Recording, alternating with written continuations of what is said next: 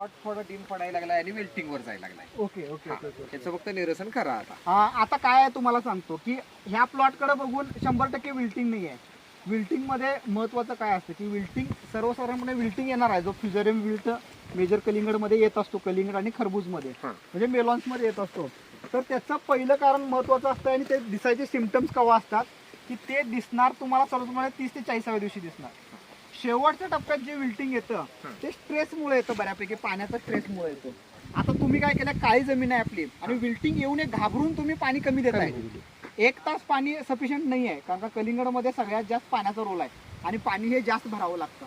तर ह्या कंडिशनला मिनिमम 2 ते 3 तास पाणी आपल्याला दिलं पाहिजे. पण आता तुम्ही लगेच 1 तासावरून डायरेक्ट 3 तासावर पण जाऊ शकत नाही. स्टेप वाईज तुम्हाला वाढवत जायचं आहे.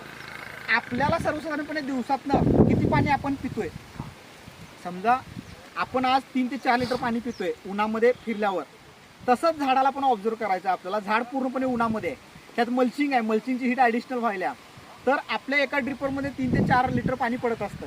तर त्या हिशोबाने तर आपल्याला त्या पट्टीत पाणी द्यायचं आहे आपल्याला. म्हणजे याचा अर्थ काळ्या जमिनीमध्ये बऱ्यापैकी मिनिमम 2 ते 2.5 तास रोज आपल्याला पाणी दिलं पाहिजे आणि मुरमाड असलं तर ते 3.5-4 तास दिले चालतात, किंवा जास्त किचकिच व्हायली तर ते 2 टप्प्यात द्यायचं आहे.